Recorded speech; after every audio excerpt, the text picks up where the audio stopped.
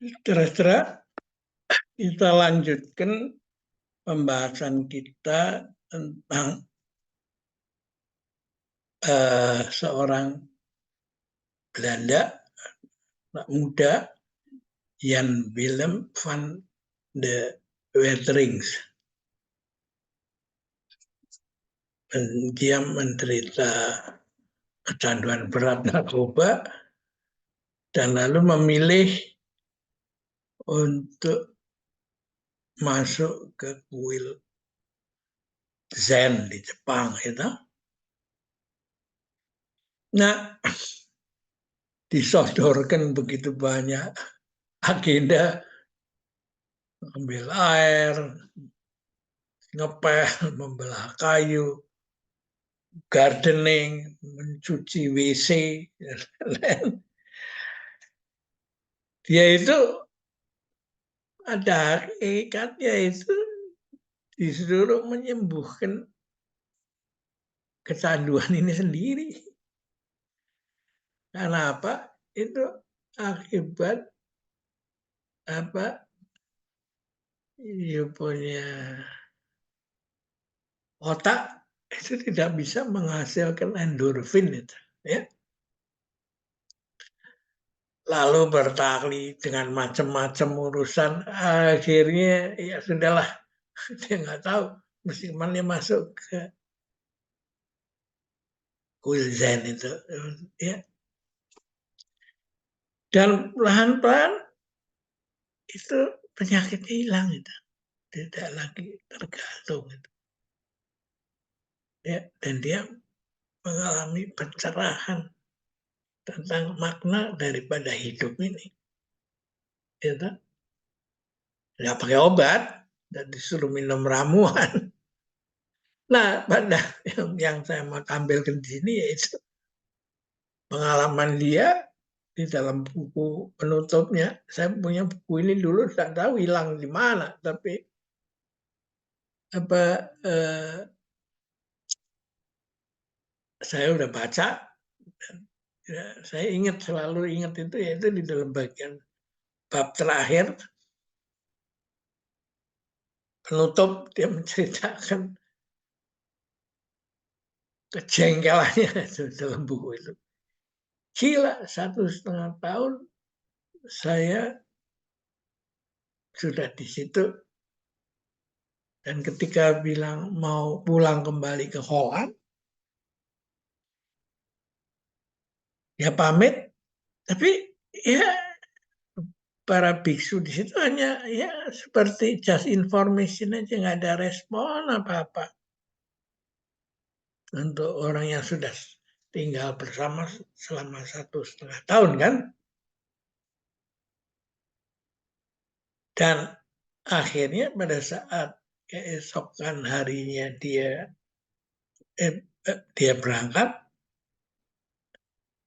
itu biksunya yang ada di sana hanya nganter dia dan membukain pintu, lalu dia membiarkan si Jan Willem van de Wetering ini pergi begitu aja. Tidak ada rasa, aduh, udah perpisahan apa segala macam. Ya rangkul-rangkulan, peluk-pelukan, kagak ada. Dijamu minum teh, kagak. Dia keluar dan hanya ngomong, biksunya itu hanya ngomong, kamu udah akan jatuh lagi. Ya, sudah tutup itu. Ini yang menarik itu. Kalau Zen Master itu membantu itu ya just do it aja. Seperti moto pabrik sepatu itu. Jadi kan moto itu just do it aja. Gak ada apa-apa. Gitu. Saya nggak perlu diterima kasih. Ya. Nah ini sebenarnya bibitnya sudah ada sejak Siddhartha, apa Gautama itu menjelaskan bahwa hidup ini terus mengalir. Sehingga aku pun terus berubah. Ya. Dan karena itu tidak ada yang tetap. Ya. Tidak ada self itu. Karena semuanya berubah. Gitu. Ya. Self yang mana yang mau anggungkan, pentingkan, nggak ada. Itu hanya masa bergulir terus. Nah, tapi itu tidak menjadi manusia yang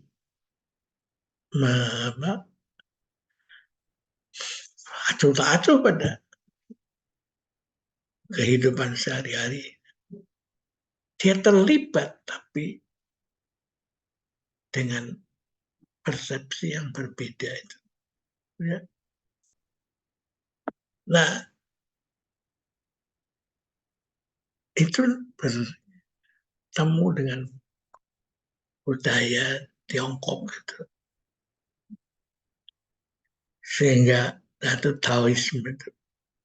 Sehingga akhirnya mereka sampai pada kesimpulan, kalau takut mati, ya jangan memilih hidup. Jangan mau memilih hidup.